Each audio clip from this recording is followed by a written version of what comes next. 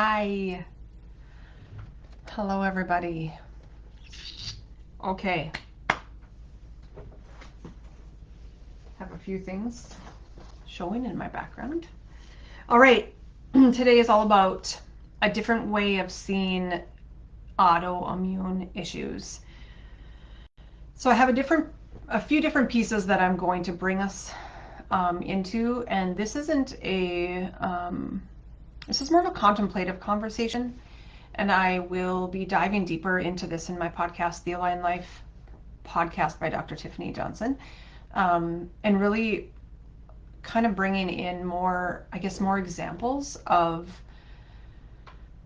opportunities to improve and opportunities to see how your body can heal away from what the system has told you and what the experts have told you. And actually, in this autoimmune uptick, there's a lot of confusion, even in the expert, like the amount, the number, the frequency, the multiple systems involved. There's a lot of questions happening out there, and so I really just want to bring a different way of seeing this, because this is what the typical is. And now, I've been in practice 19 years. Have been working on families for 19 years, which means a whole lot of women. And autoimmune challenges are 80% women.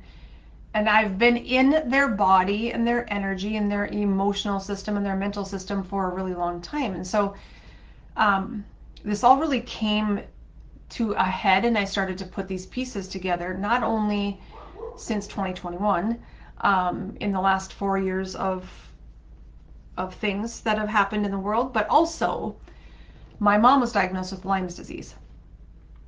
And that was also early 2021.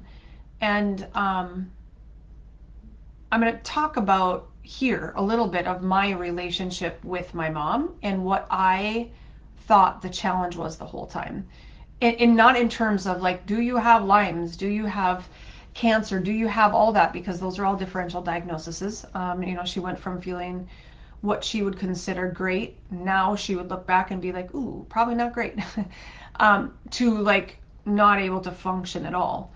And anxiety and chronic fatigue and sensitivity and not able to eat and not able to think, thinking she was like going into the stages of Alzheimer's, dementia, chronic pain. I mean, heart palpitations. That's kind of what started it, was ER visits. And we are a family, even my parents, I mean, that's where so much of this philosophy came from, but we're a family that doesn't utilize the medical system unless there's an emergency, and that was considered definitely an emergency. And so nobody could figure it out. Had all the tests, had the traditional medical, and then I'd say traditional functional med, and then started going down some of these other patterns. But the whole time I was having conversations with her of asking her questions like, how does your body feel? What does it feel like to be still? Because she had never in her whole entire life been still. What I would say was very much addicted to pleasing others. Not really ever being aware of what she wanted, and then holding resentments. This is typical. This is very common. But that's the place I was going from. And so she and I started having different conversations. Every day I would walk, every day I would call, like, how you feeling today, all the things. And I know what happens when people are sick and when we're chasing hope and we're chasing answers and we're chasing signs, and we think this next test will tell me exactly what's happening, and it never did for her. Like, it was never the Lyme's test was like, oh, okay, this makes so much sense. But she had millions of other tests and therapies and doctors and report of findings, and some kind of fit and some didn't fit at all. Some pieces fit, and then she would just bring that into the next thing. And I just want to bring forth a different conversation, that autoimmune challenges started long before the diagnosis, number one. And most of the time when you, like, if you're in this stage right now and you look back to how you were before, now you have a different perspective of seeing. And now she knows truly so much of her work has been emotional and spiritual. Like, who is she? And what am I here for?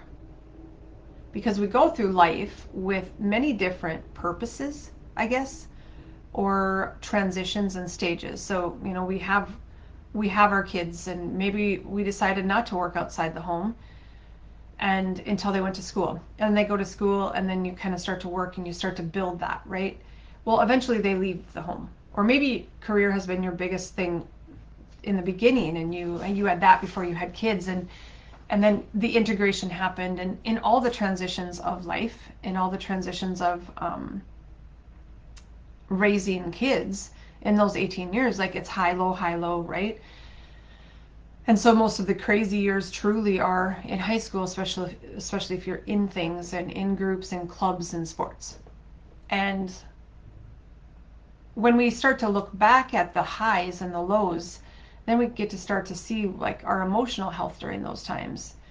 And maybe I can speak for myself, like, what I put in my body during those times, the food and the booze and not consistent sleep and very high levels of stress. And all of those things, like, we forget that they're all affecting our nervous system, and then they're affecting our ability to regulate. So if there's an issue and there's a problem and we're just patching it, and when I say patching it, I mean, like, let's just say you take a med or whatever, let's just say some pill, potion, or lotion that you take, and that, like, decreases the symptoms for a while, and then all of a sudden a new one comes up, or like little remnants of that. Well, your body is not responding to that anymore, right? It's not as resilient, and now we're starting to have breakthrough, people would say, breakthrough headaches, breakthrough migraines, breakthrough panic attacks. But if you go back to the basics of neurology and physiology, the goal is to build it so that when life happens, because indeed it does, and it will over and over and over again, it's meant to make us stronger and to not crush us, or not allow us to go into that place, do something for the short term, and then move through, right? So I've always seen the body like this. I've always seen when there's chronic things happening, I can tell when the body is starting to break down in a way that is going to be chronic. Autoimmune, I mean, there's over 100 diseases that fall under autoimmune. And there's metaphysical, there's so many metaphysical, spiritual meanings for autoimmune. Like, where is it actually coming from? And that's what I've always seen in the body. Like, I also see the physical, but I tie the physical to all the other, like, truly the frequency of your cells is what I see, and that's what I feel. And so I came across, well, that was my first deep dive, was my mom 4 years ago, and figuring out, like, all right, there's nothing that a med will do. There's nothing that a traditional therapy will do. This is not for the short term. It's not short fix, quick fix. It's for the long game. And it's finding the people, the experts that can handle the long game. Because this isn't about taking something. Like, once you're in a full-blown autoimmune blow up, it's usually not that good.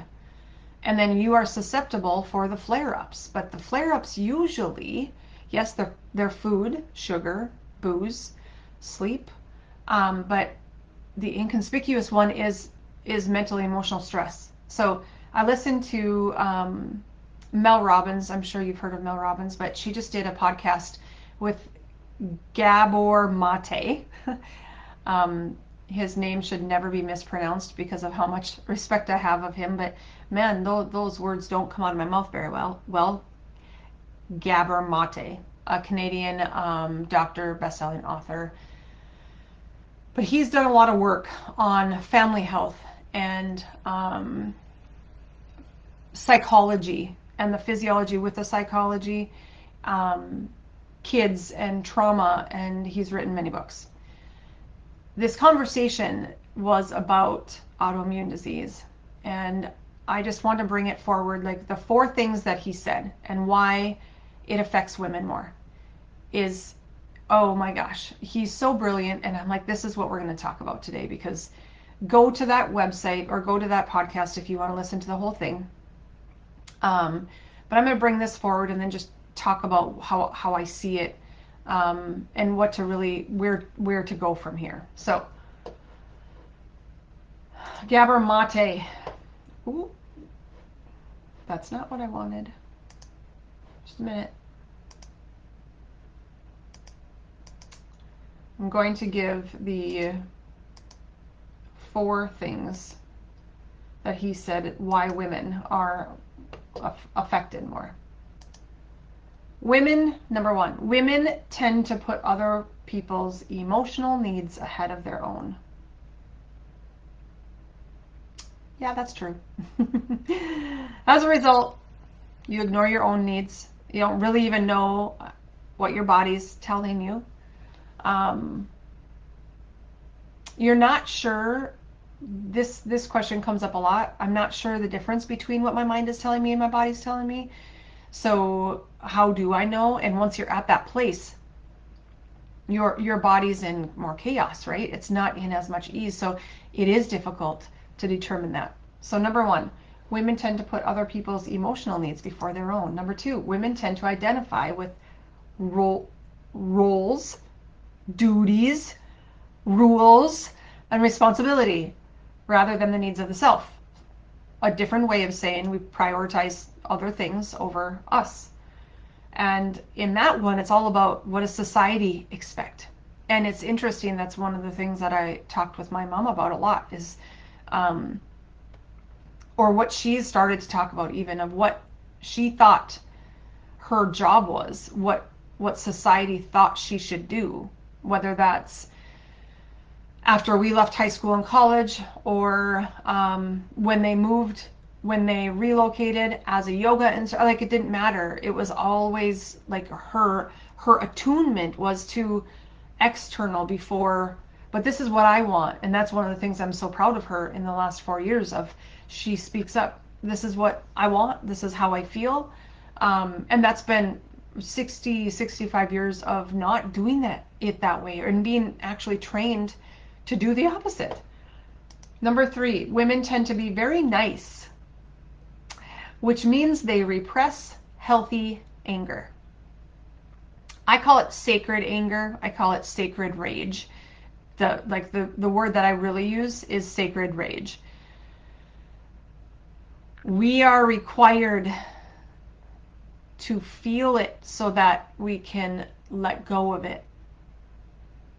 One of the, if you really move down the rabbit holes of cellular frequency, and then you look at the frequency of emotions, and the frequency of emotions and that the effect on cells, anger is one of the top reasons for chronic disease. Chronic disease including obviously autoimmune, any metabolic disorders, cancer. And so if we know that, sometimes our mind will try to get us to think that we're not supposed to have it then, right? Because if the world says anger causes fill in the blank, well, naturally we're thinking, holy crap, well, I'm not going to express anger anymore. But that doesn't mean it's not happening. Anger, sacred rage is normal. It's natural. And it needs a channel to be able to express that. The importance of movement, the importance of nature, the importance of exercise in a way that changes your heart rate. Singing changes your heart rate in that way. Crying, laughing, like, think of all the things that like changes your heart rate. Doing burpees, going for a run. That changes our electrical current in terms of our ability to have resilience and the ability for our brain to have coherence with our heart and coherence with our body, because that's where safety comes from. So women tend to be very nice, and we repress anger. aka sacred rage, is absolutely required. And number 4, women tend to believe that they're responsible for how other people feel. This is what people you would probably call a people pleaser. I would also call this a protector. So whether that's in your family, you're trying to, as the mom, as the wife, you're trying to protect your spouse from your family. You're trying to protect your family from your spouse. You're trying to protect your kids from the world, and you don't let them experience the world. You're trying to protect your kids from your parents or your grandparents or your spouse. And this weird martyrdom that starts to happen. And in that martyrdom, I want you to remember that when we don't think somebody can do it, we've actually taken the power away from them. Call it lawnmower mom or helicopter mom or whatever. When you don't let your kids experience life and learn what they need to learn how they need to communicate, you've taken away the challenge. And then if we take away the challenge, we don't build the skill, because we learn the skill from the challenge. We learn to get back up when we fall. If we never fall, if mom never lets us fall, never lets a toddler fall, and yeah, right, ooh, oh yeah, Johnny, ooh, like how will they ever learn how to get back up? And so that saying goes all the way through. That's also the same with their spouses, with their parents. This needing to be a certain way, protecting other people, pleasing other people before you have any idea of how that makes you feel. So if you feel like, I just think personally, men are so much different than women. I think of my husband, he's like, that most men would say that is, I mean, if that's how they're going to respond, that is their responsibility and that is their problem. Yeah, but I said this and this, and no, actually, there's no yeah, but. There's no codependent string here. There's no attachment unless you have attached to it. So you need to detach from that. These are conversations that we have a lot. We have a lot of these in business and conversations around team and conversations around immediate extended family. And that is their choice. That is the path they're going on. So this is what I'm going to do, and this is what are you going to do? But recognizing that isn't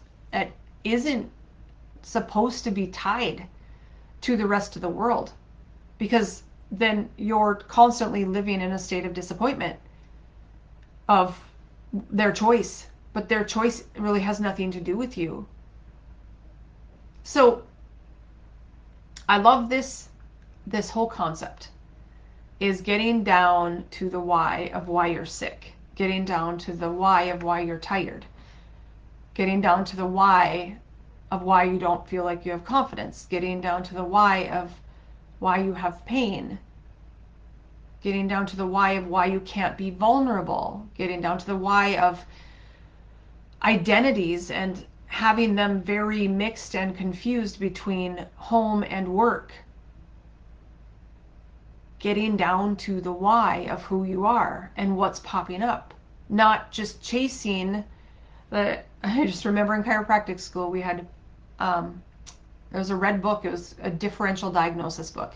And I've always been so intrigued with that, not on the medical side, but so intrigued with how thoughts become things and then how those things become diagnoses, right? Like truly the medical intuitive way of seeing it. I see these things physically, mentally, emotionally, spiritually, and energetically. And when I see that in the body and or when I'm interacting with somebody, I know what part of their body is talking, what layer is talking, what organ is talking, what's happening. And you see the energetic pieces to this. And yeah, a lot of people will say, that's total bogus. it can be for somebody who's never experienced this, just keep in mind. But I'm not interested in competing with somebody who says, like, no, that's not science, when they've never actually experienced it. I've experienced it thousands, tens of thousands of times. So I know the body talks to us, and the emotional system talks to us, the mental system talks to us. And if you can also work with somebody who also sees, like, ooh, yeah, your body's talking here. Do you hear this? It is truly talking to you. Do you hear this? Or are you so fixated on the pain and shutting the pain down, which shuts everything down, which then takes you out of, like, it takes you out of your body. It's like you exit, your soul exits your body. So can you see where this goes deeper into the why? Like, what about this do I need to learn from? Why am I feeling this? Not in a emotional talk therapy way either. Like, we go deeper than that. Why do I feel depressed? We have our basic things. Are you getting adjusted? How are you eating? How are you drinking? What's the quality of the food? What's the quality of the water? What's the quality of sleep? How much fun are you having? How much joy are you having in life? And in my mom's world, what she started to recognize over these last 4 years is like, wow, I've lived with a lot of pressure, like self pressure. There's been no pressure for anybody from anybody else, but my like self pressure. Well, eventually, if we're not giving as much as we're taking, and or we're giving to all the people in all the ways, and we aren't able to receive any love, we aren't able to love ourselves and see ourselves in a mirror and know exactly, like, oh my God, I love you, and I am meant to bring goodness and gifts to the world because I've been called to do so. When we exit that part of our body, we just continue to chase more information, more consumption, less execution, less action. And looking at autoimmune disease, autoimmune issues, autoimmune whatever, it's across the board. Like, there's hundreds and thousands of things that could fall under this. Really is when the body isn't able to do it at the level that it was doing it for that long, and that starts to break down. So it doesn't just happen like that. It takes a long time, and most of the time we aren't seeing that it's changing that. So if you choose to want to get labs taken and identify some of those pieces, great. But if not, there's a lot of basics that will really help build your foundation. And maybe you just, obviously the basics, what I just listed, that may be not with any symptoms, or maybe you're starting to just notice like your threshold is a little bit low. It doesn't mean we need to run to always get a test done. Like, can we just go back to the basics of nature? Can we go back to the basics of our breath? Can we go back to the basics of our body? Can we go back to the basics of neurological interference? Like, with it, we can't heal. Neurological interference is all about regulation, and it's all about safety. So that's chiropractic. That's the adjustment, is it creates a level of safety in the body so that the body can heal at a new level. And so all these things, the things that I've listed, are all of those things. All of it. Looking at your food, making sure you're moving every day, making sure clean water and clean air is a thing. You're sleeping, you're not drinking booze, you're having a whole lot of fun, you're connected with your family, your work, your life is purposeful. Like, you feel good about your contribution to the world. Like, those things matter so much more than anybody's talking about. So if we just bring it back to the basics, and I know for some or many, this is not the basics, but truly the basics of how do we get how can we start to be proud of ourselves in our life? And how can we start to see ourselves as the channel of good in the world, instead of broken, weak, in pain, no hope, right? Like, as soon as that happens, and we have some physical symptoms already, we're gonna tank. And now we're gonna need more drastic measures to get up and through. So I hope this is able to be contemplated for you. Like, can you just feel in your body what's aligned and what's not aligned? If you're struggling with your health, what is the one thing that you can start bringing more healing into, more energy into? Are you being adjusted? Make sure that you're finding a holistic chiropractor. If you're near an EE system, Light Codes Healing Center is in Fargo, or West Fargo, North Dakota. But if you're near that, that is another thing, a mode of frequency healing. There's many things out there. Those are the most potent that I know of. And then really addressing your food and your movement and your water and your air and your fun, like your love, the impromptu, the adventure, the oh my God, my life is freaking awesome. Like, I remember in talking to my mom, like, there wasn't that. And so she isn't totally through the woods every single day, but man, the road that she's come from is now very clear on life is really freaking good. And for much better reasons than just not having symptoms, but like owning more of who she is, standing up for what she believes, having courage to speak her thoughts and her opinions without being defensive, without trying too hard. So play with some of these beliefs, play with some of these ways of being, ways of thinking about who the hell you are. Like, that's the core of all of this. So thank you.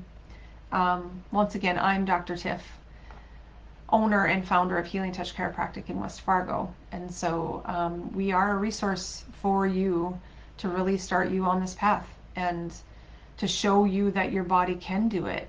And it might need multiple people helping, right? Multiple ways to integrate. How do we get back to safety in our body? How do we get back to regulated in our body? How do we get back to self-love and self-acceptance? Because without it, we're gonna be really standing in that energy of incongruence, and that is a very low frequency, dissonant energy. That is not where healing happens. So thank you for being here. Mwah.